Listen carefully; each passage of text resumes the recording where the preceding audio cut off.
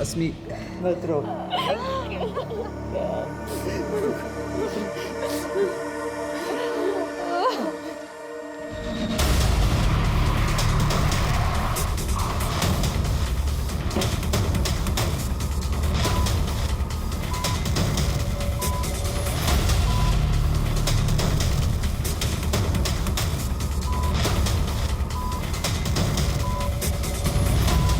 Mister Shashank, बच्चे को सबसे पहले किसने देखा? सर मैं फैक्ट्री में था और पता नहीं ये सब कैसे।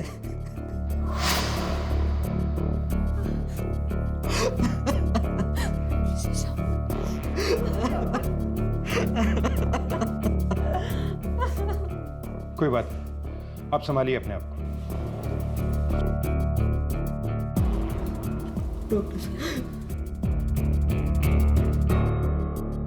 बच्चे की हालत बहुत नाजुक है। उसका निजी अंग लिंक काटा गया है।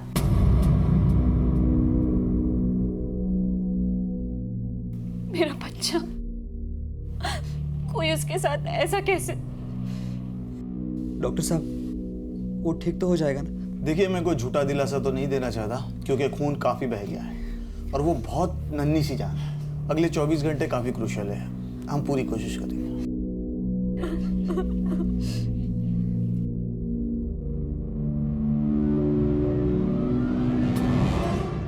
बंधीकरण यानी कि कैस्ट्रेशन जैसी क्रूर घटना, और वो भी एक नन्ही सी जान के साथ, सुनकर ही रूह कांप जाए। लेकिन एक नवजात के साथ ऐसी क्रूरता कौन कर सकता है? और सबसे बड़ा सवाल है क्यों? और इस क्यों का जवाब ढूंढने में पुलिस को बहुत मुश्किल आने वाली थी।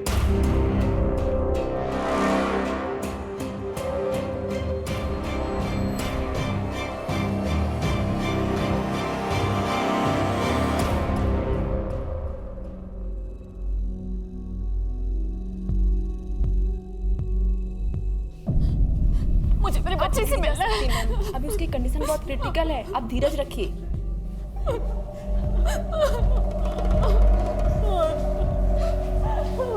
सर फैक्ट्री में था मैं सर। बीवी ने फोन करके बताया कि हमारा छोटा बच्चा आविक।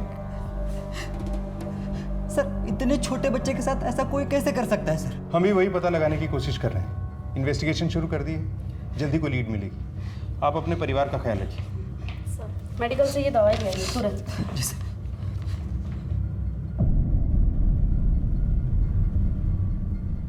बचना नहीं चाहिए वो। इंस्पेक्टर साहब, जिसने भी ये घिनौनी हरकत की है वो बचना नहीं चाहिए। लेकिन उसके लिए आपको हमारी मदद करनी होगी अस्मी जी। मैं आपकी मदद कैसे कर सकती हूँ सर? उस दिन क्या हुआ था? आप दोनों, मतलब आप और आपकी सास के घर में होते हुए भी कोई अनजान शख्स घर के अंदर कैसे आया? बहुत रातों से सो नहीं पाई थी सर। अभी का ध्यान रखते रखते इसलिए छुट्टी लेकर घर पर ही थी, और जब अभी सो गया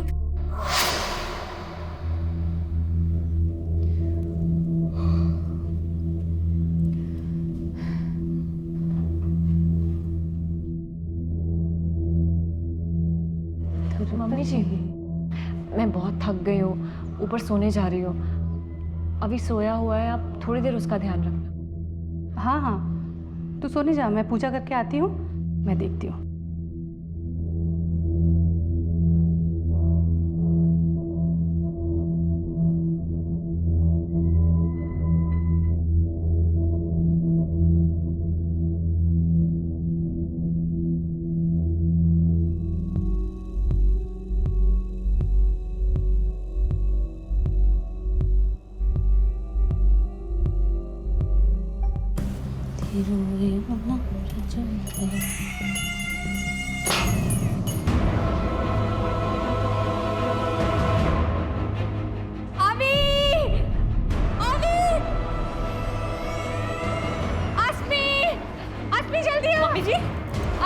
मम्मी जी जल्दी आ बेटा, यावी को क्या हो गया? मम्मी जी, मम्मी जी,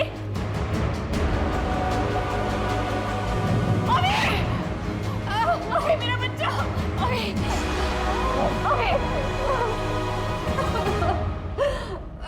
देखा जी, शांत हो जाइए। क्या आपने किसी को भागते हुए देखा था? नहीं।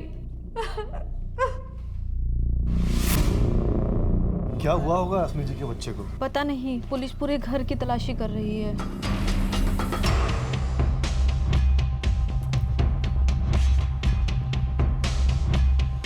रश्मि, इसे फॉरेंसिक के लिए भेजो।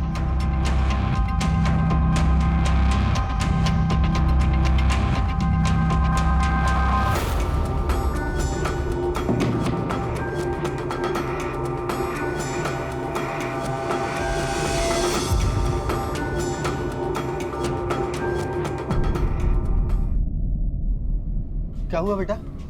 पता नहीं पापा, पुलिस आई हुई है।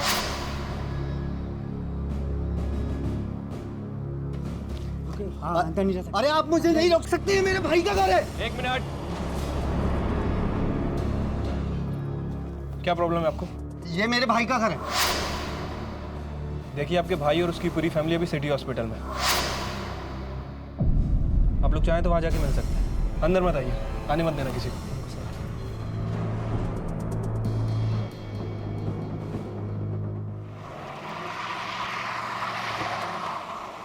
सर, कैंची का इस्तेमाल किया गया था, घर में ही मिली थी। सर, मैंने फॉरेंसिक टेस्ट के लिए भेज दी है।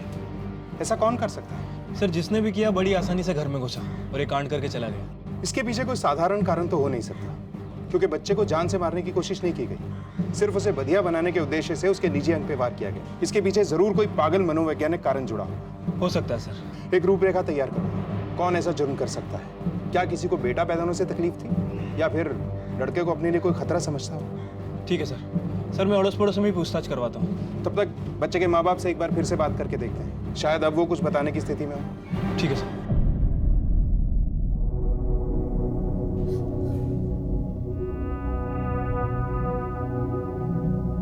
आसमी, तुम घर जाके फ्रेश हुआ। हम सब हैं ना यहाँ पर।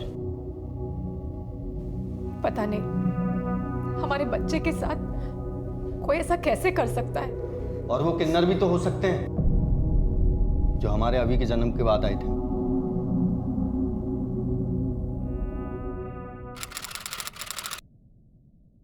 हाय हाय, लाओ बधाई ला बच्चे की। अरे अब कुछ दिन पहले मैंने आपको 2000 रुपए दिए थे, आप लोग फिर आ गए। हाय हाय, हमें कब दिया? वो दूसरी थी। ला 2-3 हजार रुपए बच्चे के ऊपर से उतार के दे दे। ला, दे ना दे। क्या है तुम लोगों का? एक बार में समझ में नहीं आती, जब देखो मुंह उठा के चले आते हैं, पैसे का पेड़ में उगते हैं। निकलो यहाँ से। शशांक, तुम इन लोगों को नहीं जानते। ये लोगों को डरा डरा के उनसे पैसे हड़पते हैं। मैंने कहा निकलो यहाँ से। हाय, क्या हड़पते हैं रे? खुशी से 2-3 हजार रुपया बच्चे से उतार के मांग रहे। चल चुपचाप दे दे 2-3 हजार रुपया। चल ला। धमकी? धमकी किसको दे रहा हो? निकलो यहाँ से। गलत लोगों से पंगा ले रहे तू। पछताएगा, एक दिन पछताएगा। श्राप लगेगा तुझे, तेरे बच्चे को। देखना। श्राप लगेगा? क्या श्राप लगेगा? भैया चुप हो जाओ तुम प्लीज। ये लीजिए, ये पैसे लीजिए। चल चल, नहीं चाहिए तेरे पैसे मुझे। चल, भिखारी समझ के रखा है क्या? पछताएगा, एक दिन पछताएंगे तुम लोग, देखना। सर, वो उस दिन बहुत बददुआ देकर गई थी। वो कुछ भी कर सकती थी। उसके बारे में तो पता चल ही जाएगा, लेकिन वो घर के अंदर कैसे घुसी, जो अंदर से बंद था, और कोई रास्ता भी नहीं है घर में आने का। ये घर की चाबी किसी और के पास भी होती है क्या? हाँ, एक चाबी मेरे घर पर है, लेकिन सिर्फ उस दिन मेरे बच्चे घर पर थे। मैं और हर्षनी तो ऑफिस गए हुए थे। आपके बच्चों की उम्र क्या है? मेरा बेटा मानव 13 साल का है और पिंकी 6 साल की। अब आप ये मत सोचने लगे कि ये काम मेरे बच्चों ने किया होगा। आप कुछ जल्दी ही अग्रेसिव नहीं हो जाते? बच्चों से पूछताछ तो करनी होगी।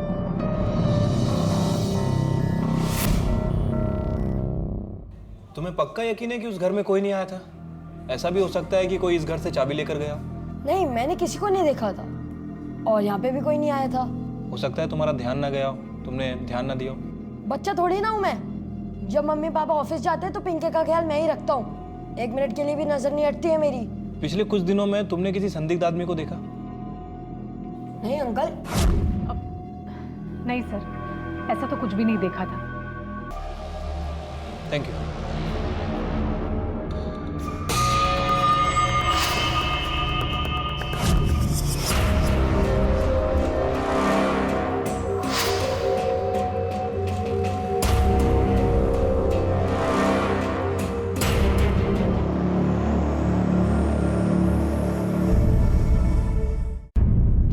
सर, अड़ोस पड़ोस में तो सब कुछ नॉर्मल ही लग रहा है। किसी के पास ऐसा कुछ करने की कोई ठोस वजह नहीं रख रही है। परिवार में बेटा होने की वजह से भी कोई जलन वाला मामला नहीं लग रहा है। काफी इज्जत है शशांक की कॉलोनी में। और उसका भतीजा मानव? सर मानव के बारे में कुछ खास बात पता चली नहीं है। थोड़ा एटीट्यूड वाला है, काफी गुस्से में रहता है, अपने बाप पे गया है सर। वो बच्चा मानव हर वक्त एक चाकू अपने पास रखता है। लेकिन किसी ने तो अपनी भड़ास निकाली है इस नन्ही सी जान पर। हो सकता है सर। वैसे सर इस कहानी में एक किन्नर भी है। शशांक और आजिक्या ने उस किन्नर की काफी बेइज्जती की थी, वो भी पूरी कॉलोनी के सामने। सर हो सकता है कि इसी किन्नर ने अपनी बेइज्जती का बदला लेने के लिए सब किया।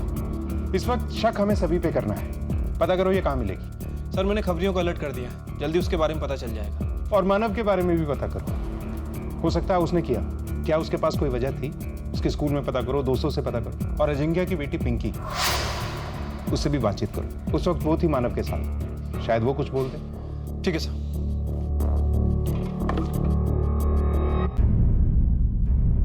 बेटा घबराने की कोई जरूरत नहीं है। अगर आपको कुछ पता है तो आप हमें बता सकते हो। बेटा अंकल जो पूछ रहे हैं वो बोलो, डरना नहीं। Good girl. आप अपने चाचा के घर जाते हो? जब अभी हुआ था, जब गए थे, पापा लेके गए थे। आपको अभी पसंद है? अच्छा आज सुबह आप कहाँ थे? आज स्कूल की छुट्टी थी, आज हम लोग घर के अंदर थे। आपका भाई घर से बाहर गया था? नहीं, वो तो टीवी देख रहा था। और आपके मम्मी पापा? ऑफिस में। सर मानव की क्या दुश्मनी हो सकती है अभी और शशांक से? हम तो उनके परिवार के इतने करीब भी नहीं थे। क्यों? शशांक और आजिक्या तो सगे भाई है ना, फिर भी। हाँ, पर वो दोनों अपनी अपनी लाइफ में बिजी हैं और मैं भी जॉब करती हूँ और आजकल कहाँ वक्त मिलता है किसी से मिलने जुलने का। मेरे कुछ खा लो, खा लो।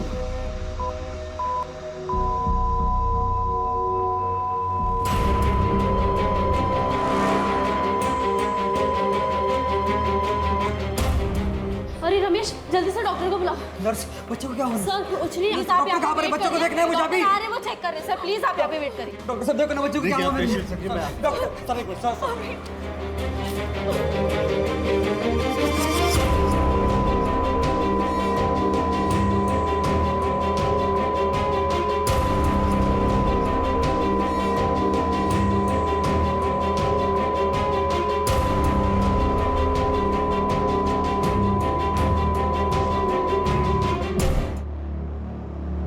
ला दे राजा, कुछ दे दे।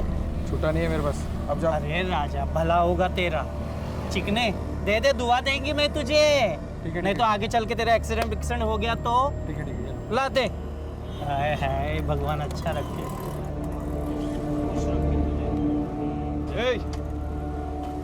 सलाम साहब। क्या नाम है तेरा? लक्ष्मी। बहुत बद्दुआएं दे रही लोगों को, क्या बात है?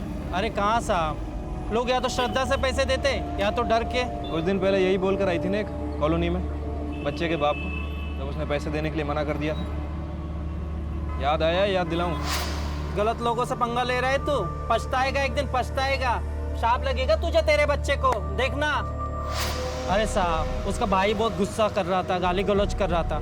हमारा भी कुछ आत्मसम्मान है कि नहीं? पैसे दे रहा था हमको, लेकिन नहीं, हम पैसे लिए बगैर वहाँ से चले गए हम लोग। चली तो गई, लेकिन गुस्सा तो होगा ना तेरे दिल में। बदला लेने की कोशिश तो की होगी ना तूने? अरे साहब ऐसे ही हम बदला लेने लगे, राह चलते पता नहीं कितने लोगों को मारना पड़े हमको। ये तो हमारा रोज का काम है। वो किस्सा तो मुझे याद भी नहीं था। और जाओ गुनहगार को पकड़ो, और कुछ मदद लगे तो मैं हूँ यहाँ, मुझे बुला लो। चलो, जय हिंद।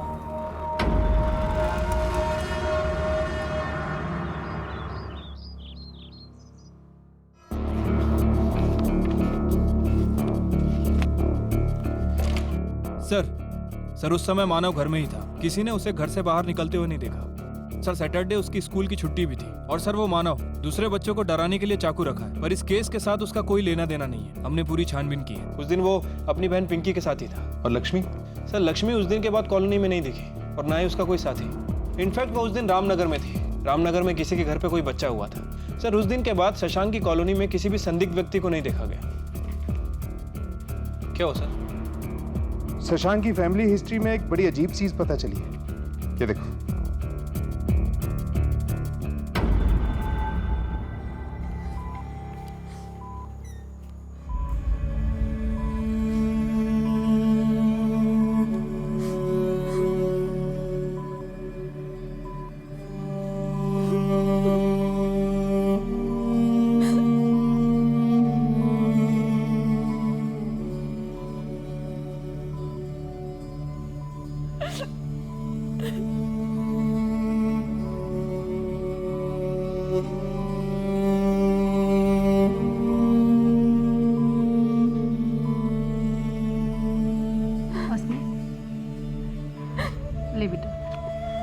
प्रसाद खा ले।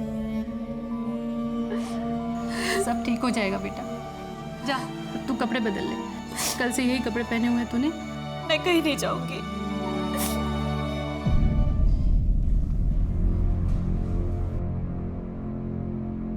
इंस्पेक्टर साहब। अस्मी कहाँ है? जी अंदर है। बुलाइए, हमें उनसे कुछ बात करनी। सर आप मुझसे पूछ लें, क्या बात है सर? देखिए बेहतर होगा हम उन्हीं से बात कर लें। आप बुलाइए उन्हें। नर्स अस्मी जी को बुलाइए।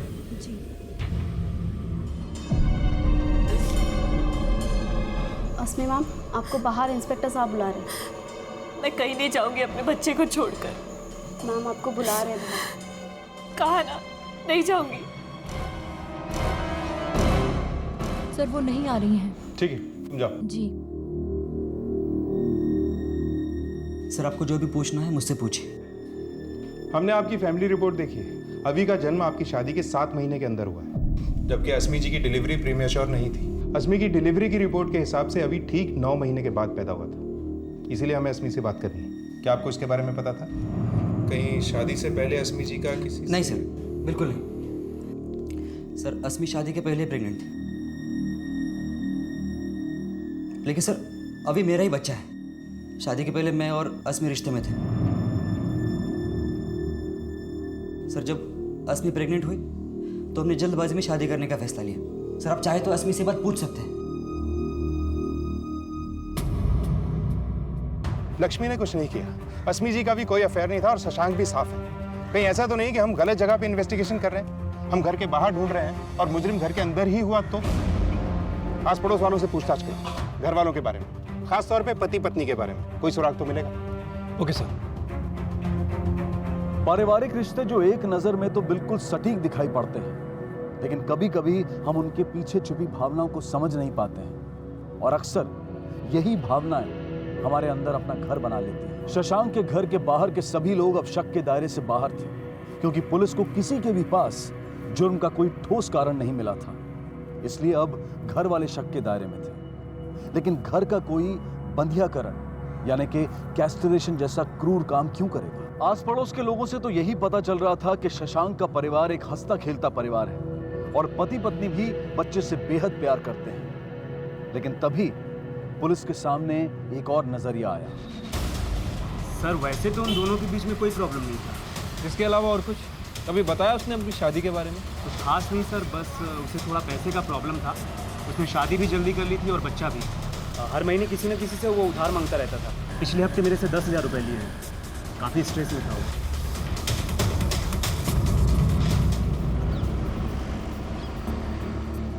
सिर्फ पैसों की तंगी की वजह से कोई अपने ही बेटे के साथ ऐसा कर सकता है क्या? सर हो सकता है कि बेटे को सारी परेशानियों की जड़ मानता हो। जो भी प्रॉब्लम उसे हो रही हो, इस सब का कारण वही हो। नहीं, ऐसा होता तो बच्चे को जान से मारता। ये रीज़न नहीं है। लेकिन जब तक असली रीज़न नहीं मिल जाता, शशांक पर नज़र बनाए रखो और पता करो कि वारदात वाले दिन वो ऑफिस में था या नहीं। ठीक है सर। इंस्पेक्टर साहब आप मुझ पे शक कर रहे हैं? मैं भला अपने बेटे के साथ ऐसा कैसे कर सकता हूँ? ये तो आप ही बताएंगे। अगर आपने कुछ नहीं किया तो झूठ क्यों बोला कि वारदात के वक्त तो आप ऑफिस में थे? मतलब कि आप फैक्ट्री गए ही नहीं थे। देखिए, आपका बेटा एडमिट है, इसलिए शराफत से बैठा के पूछताछ कर रहे हैं, वरना हमारे तरीके तो सुने ही होंगे आपने। मैं उस दिन फैक्ट्री नहीं गया था। तो कहाँ गए थे? सर मैं और एक जॉब करता हूँ। अभी एक और जॉब कहाँ से आ गई? पहले क्यों नहीं बताया? असल में बताने लायक कुछ है ही नहीं सर। सर मैं कैब चलाता हूँ। गारमेंट कंपनी में जब छुट्टी होती है तब सैटरडे और संडे को भी। सर आप चाहिए तो मेरी कार कंपनी से डिटेल्स निकाल सकते हैं। सर कैब चलाकर मैं कुछ ज़्यादा पैसे कमाना चाहता था ताकि अपने परिवार की परवरिश कर सकूं। लेकिन सर मेरे बच्चे ने किसी का क्या बिगाड़ा था सर? इंस्पेक्टर साहब, जिसने भी मेरे बच्चे के साथ ये किया ना, आप उसको छोड़ेगा नहीं। लेकिन है कोई घर का ही, क्योंकि बाहर से कोई अंदर नहीं आया। लेकिन सर अगर शशांक ने नहीं किया तो उसके अलावा घर में केवल 2 ही लोग बचते, अश्मी और लेखा। लेकिन सर वो दोनों ऐसा क्यों करेंगे? इन दोनों के पास क्या मोटिव हो सकता है? यही तो पता लगाना है। वो कैंची, उसकी फॉरेंसिक रिपोर्ट आई? अभी नहीं सर, 48 घंटों में आ जाएगी। लेकिन हम इतना इंतजार नहीं कर सकते। अगर ये कांड घर में से ही किसी ने किया है तो बच्चे की जान को अब भी खतरा हो सकता है। एक कांस्टेबल हर वक्त हॉस्पिटल में तैनात रखो, आईसीयू के बाहर। तब तक इस सास और बहू से बात करते हैं।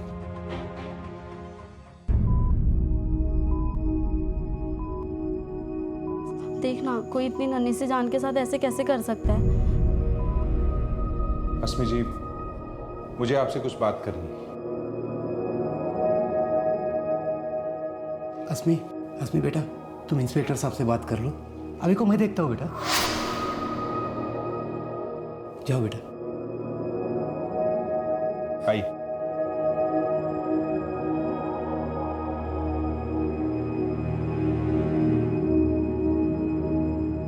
अस्मी जी, हमारी इन्वेस्टिगेशन एक अजीब से मोड़ पर आकर फंस गई, इसलिए मैं आपसे पूछना चाहता हूँ, आपको क्या लगता है इस सब में आपके पतिदेव या सासू माँ का हाथ हो सकता है? ये क्या कह रहे हैं सर आप?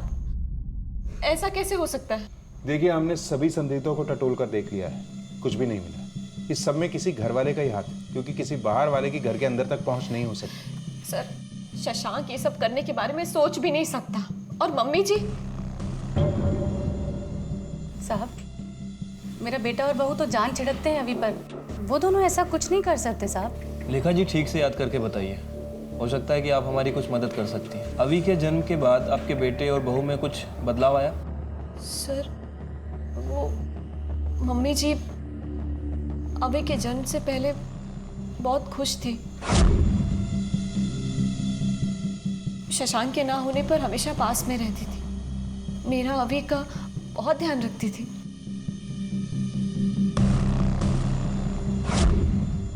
फिर थोड़ी बदल गई, पता नहीं क्यों।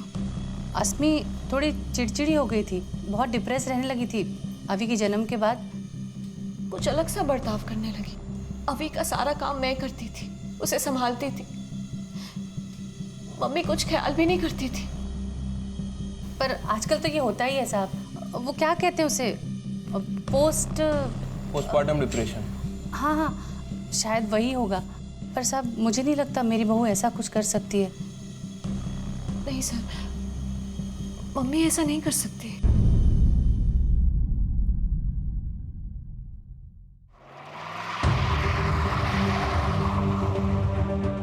सर, रश्मि और लेखा, इन दोनों में से कोई भी शशांक के ऊपर उंगली नहीं उठा रहा है।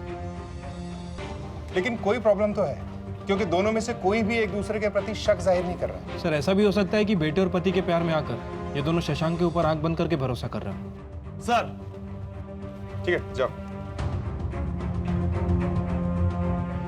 शशांक सच बोल रहा था। वारदात के वक्त वो कैब चला रहा था, तब ये अस्मी ने उसे फोन भी किया था।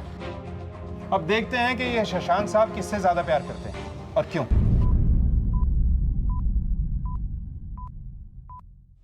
इंस्पेक्टर साहब आए थे, उन्हें शक है कि घर वालों में से किसी ने ये किया है।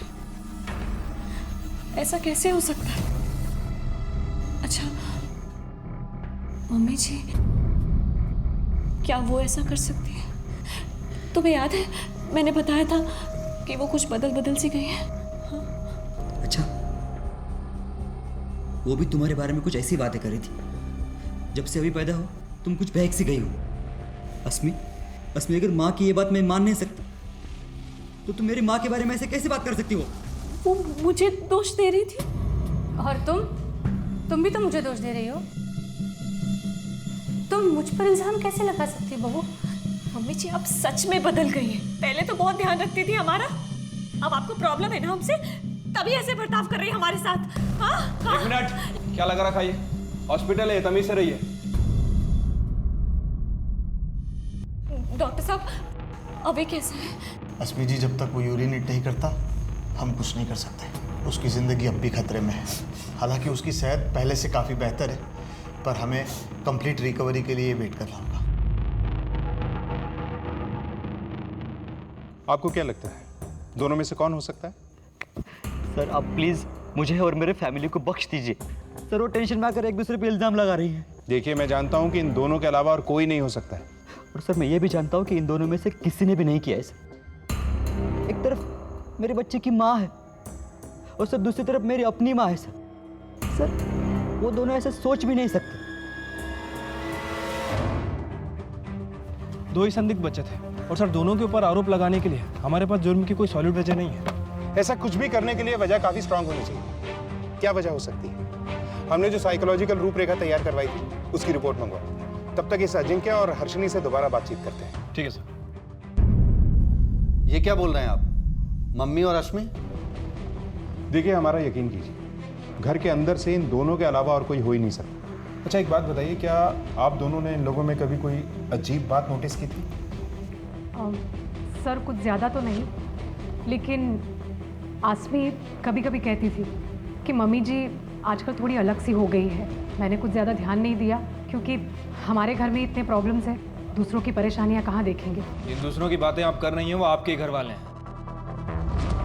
शादी शशांक की हुई थी, शिफ्ट उसे होने चाहिए था, लेकिन हो गए आप लोग, ऐसा क्यों? सर, वो मम्मी जी ने घर थोड़ा धार्मिक बना के रखा था और इनको कभी कभी नॉनवेज खाने का और शराब पीने का शौक है। हमें पता था कि मम्मी जी को ये सब बिल्कुल पसंद नहीं आएगा, इसलिए वो कुछ बोले इससे पहले ही हम लोग अलग हो गए। जैसे ही शशांक की शादी हुई हमें बहाना मिल गया, क्योंकि मैं ये सब करता था, अगर मम्मी को पता चलता तो उनके धार्मिक घर में दाग लग जाता। और वैसे भी इसमें गलत क्या है?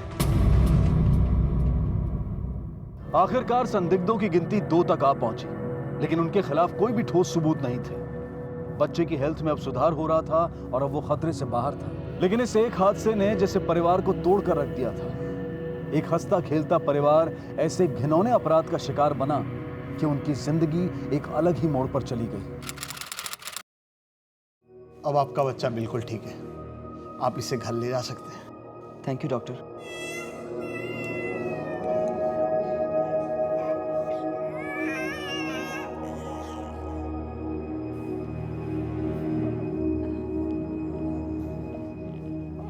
हम सब घर चले? नहीं, मैं उस घर नहीं जा सकती। मम्मी जी है वहां पर। जब तक मम्मी जी है उस घर में, मेरा अभी सेफ नहीं है। मैं नहीं जा सकती। मैं अपने मम्मी पापा के साथ जा रही हूँ। अस्मी, तुम क्या बात कर रही हो? मम्मी जी को अजिंक्य भैया के साथ भेजेंगे, तभी मैं आऊंगी। अस्मी, मम्मी हमारे साथ रहेगी। तुम्हारा दिमाग खराब हो गया? आप मम्मी के ऊपर शक कर रहे हैं? अभी उनका पोता है। नहीं, मैं नहीं रह सकती उस घर में। मैं जा रही हूँ। मैं अपने मम्मी पापा के साथ जा रही हूँ। सॉरी। अस्मी, अस्मी, तुम मेरे बच्चे के साथ ऐसा नहीं कर सकते। अस्मी। शशांक बेटा, ये जगह इन सब बातों के लिए ठीक नहीं है। जाने दो उसे, सब ठीक हो जाएगा धीरे धीरे। चल हम सब घर चलते हैं, सब ठीक हो जाएगा बेटा। वाह,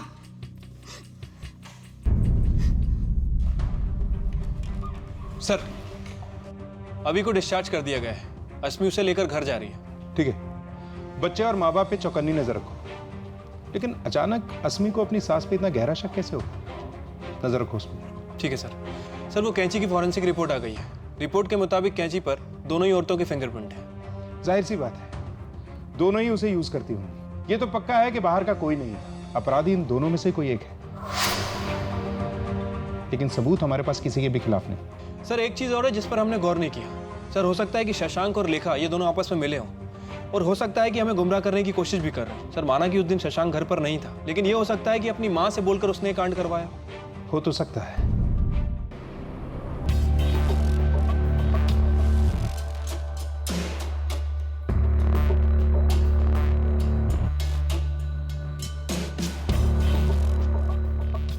शशांक, चाय ठंडी हो रही है बेटा। तुझे फैक्ट्री नहीं जाना? माँ, इच्छा नहीं हो रही मेरी। शशांक, ये सब जिंदगी का हिस्सा है। तुझे सबसे अपने आप को संभाल कर रखना होगा ना।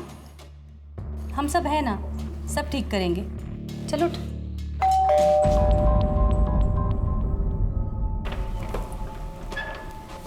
इंस्पेक्टर सर, अभी कैसा है? सर, अभी अब ठीक है।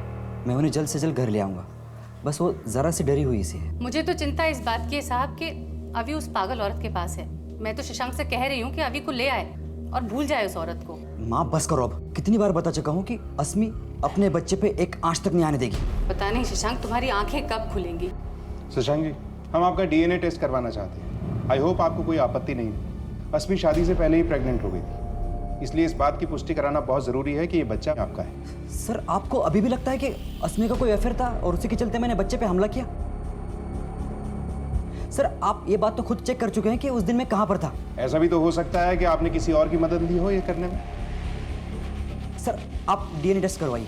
गुड, मैं आज ही हॉस्पिटल से किसी को भिजवा देता हूँ। सर आप अपना टाइम बर्बाद कर रहे हैं। अरे मेरे अभी को बचाइए उस औरत से, वहाँ उसकी जान को खतरा है। देखा जी, हमें क्या करना है वो हमें पता है। मैं भिजवाता हूँ आज ही हॉस्पिटल से। सर शशांक तो बड़ी आसानी से डीएनए टेस्ट के लिए मान गया। मतलब वो मकसद नहीं है, फिर कौन हो सकता है? सर लेखा जी को पूरा भरोसा है कि ये काम उसकी बहू ने किया है। आज तक कभी उसे ऊंची आवाज में बात करते हुए नहीं देखा। आज पहली बार वो यही कह रही थी कि ये काम उसकी बहू ने किया है। सर हो सकता है कि बच्चे की चिंता में काफी टेंशन में।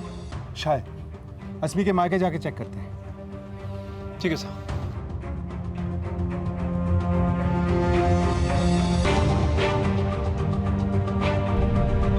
मैं जितना ही इस बारे में सोचती हूँ उतना ही मेरा फैसला पक्का होता जाता है। मम्मी जी के रहते हुए अभी वहाँ सुरक्षित नहीं है।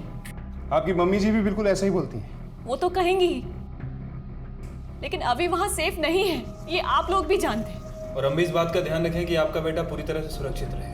आप कहना क्या चाहते हैं? अभी को मुझसे खतरा है। सबके लिए वजह ढूंढी है ना आपने, मेरे लिए भी ढूंढी होगी, बता दीजिए। गुस्सा, नाराजगी, बच्चे की वजह से आपको शादी करनी पड़ी, अपना करियर, अपनी लाइफ छोड़कर। तो इस बात का तो गुस्सा होगा ना आपको बच्चे पर। आप ये बातें पहले भी पूछ चुके हैं ना मुझसे, और मेरा जवाब जानते हैं। लेकिन इस बार तो इस मौके का फायदा उठाकर आप अपनी शादी से भी बहुत दूर निकल आई। सर मैं शशांक से प्यार करती हूँ, बहुत प्यार। ये सब करते हुए मुझे कोई खुशी महसूस नहीं हो रही, लेकिन बस कैसे भी करके हमारे प्यार की निशानी को बचाना चाहती हूँ। कोई आँच ना आए, बस ये चाहती हूँ। मैं आपकी बात समझता हूँ, लेकिन लेखा जी का मकसद फिलहाल साफ नहीं हो पा रहा। हो सकता है उन्हें इस बात का शक है कि यह बच्चा आपके किसी अफेयर का है, शशांक का नहीं। ऐसा कैसे हो सकता है सर? हमने तो मम्मी जी को कुछ बताया ही नहीं था। उन्हें बस इतना पता था कि मेरी प्री मैच्योर डिलीवरी है और कुछ नहीं। मैंने और शशांक ने किसी को भी ये बात नहीं बताई थी, और खासकर मम्मी जी को, क्योंकि सर उन्हें ये सब चीजें धर्म के खिलाफ लगती हैं। अस्मी और लेखा जी के बीच में पुलिस गोल गोल घूम रही थी। बहुत अफसोस की बात है, लेकिन एक हत्या के पीछे का मकसद शायद आसानी से पता लगाया जा सकता है, लेकिन बंधीकरण यानी कि कैस्ट्रेशन जैसे मनोवैज्ञानिक अपराध की वजह ढूंढना बहुत मुश्किल है। वैसे तो दो सस्पेक्ट्स के बीच में यह केस बड़ी आसानी से सुलझना चाहिए था, लेकिन हर कड़ी के साथ ये केस और उलझता जा रहा था। और तभी पुलिस को साइकोलॉजिकल प्रोफाइलिंग, जिससे कि अपराधी की मानसिक रूपरेखा तैयार की गई, उससे कुछ उम्मीद मिली। सर इस तरह के अपराधों में मन के अंदर बसा हुआ गहरा क्रोध या नाराज़गी बहुत अहम होती है। ये एक दबे हुए भाव की तरह होता है जो वक्त के साथ उभरता है और गहरा होता जाता है, लेकिन जब ये बाहर आ जाता है तब आप अपना आपा खो बैठते हैं।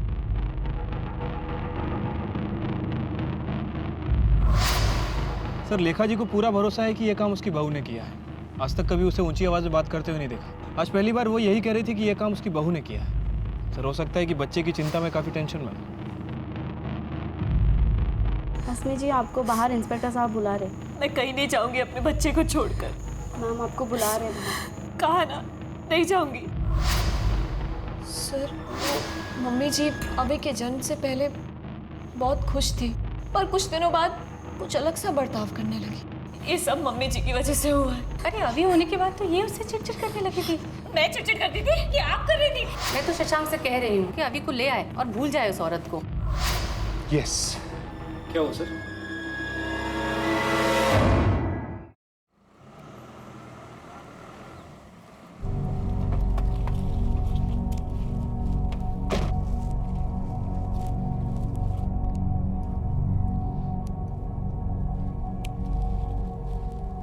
लेखा जी नमस्कार। नमस्कार। आपसे कुछ बात करनी थी। चलिए ना अंदर चल के बात करते हैं। नहीं, आप करिए काम करिए प्लीज।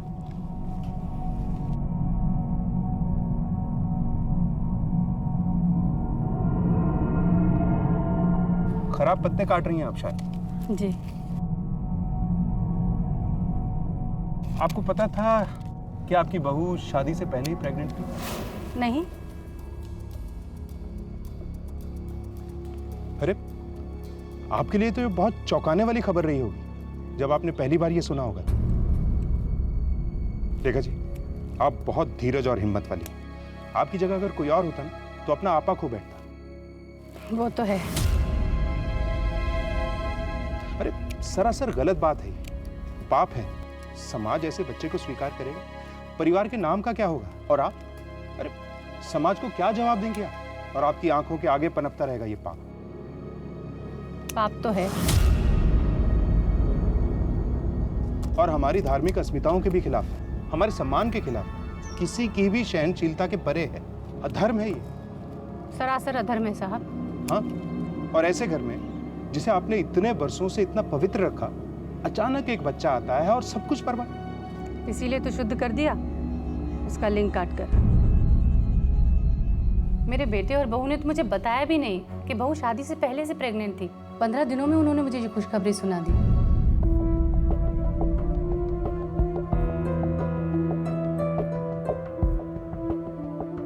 अरे क्या हुआ? क्या बात है? कुछ बोलोगे भी?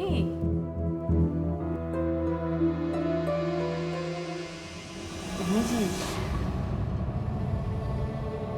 बोलो। आप दादी बनने वाले। मुझे तो शक भी नहीं हुआ साहब, मैं बहुत खुश थी, बहुत ध्यान रखती थी अपनी बहू का। पर उस दिन जब मैं उसे रेगुलर चेकअप कराने डॉक्टर के पास लेकर गई, तब मुझे पता चला। डॉक्टर, बहू और बच्चा सब ठीक तो है ना? हाँ बिल्कुल ठीक है। ये देखिए उनकी रिपोर्ट।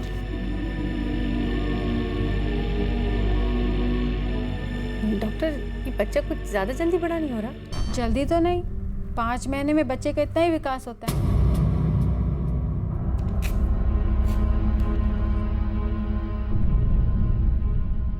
ये लीजिए, सेकेंड ट्राइमेस्टर में ये गोली लेना बहुत ज़रूरी है। गलती से भी मत भूलना और अपनी सेहत का ज़्यादा अच्छा ख्याल रखिएगा।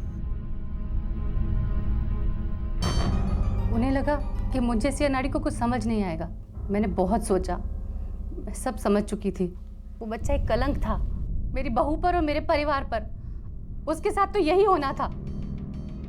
उस दिन जब अस्मी उसे सुलाकर सोने गई,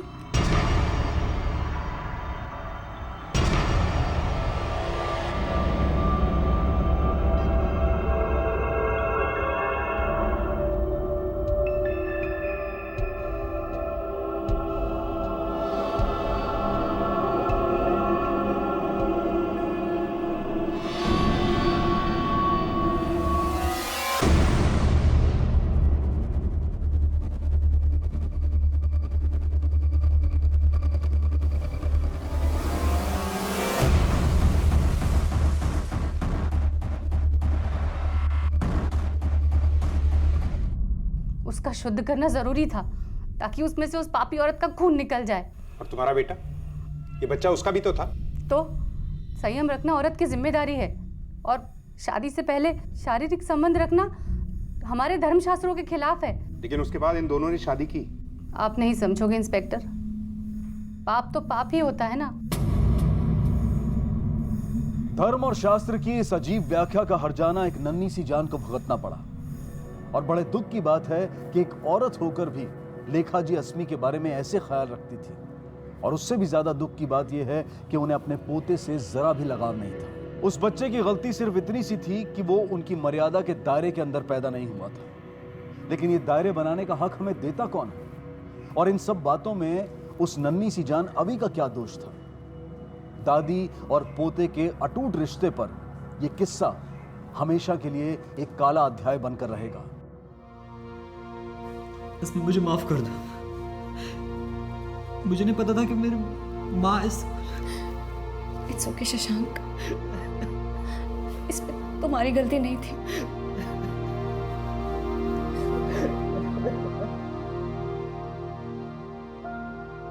गुस्सा, प्यार, नफरत, जरूरत से ज्यादा कोई भी चीज अपराध को जन्म देती है। और इस अपराध की वजह लेखा जी के अंदर पनप रहा द्वेष ही था।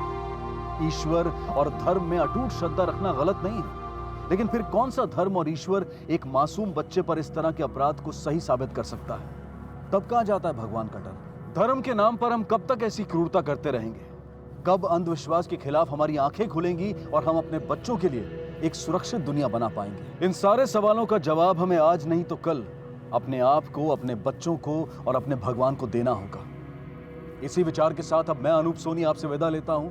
फिर मुलाकात होगी अगले एपिसोड में एक और चौंका देने वाले केस के साथ। तब तक अपना और अपने परिवार का ख्याल रखें और देखते रहें क्राइम पेट्रोल डायल 100। सबक एक को सीख हम सबको। जय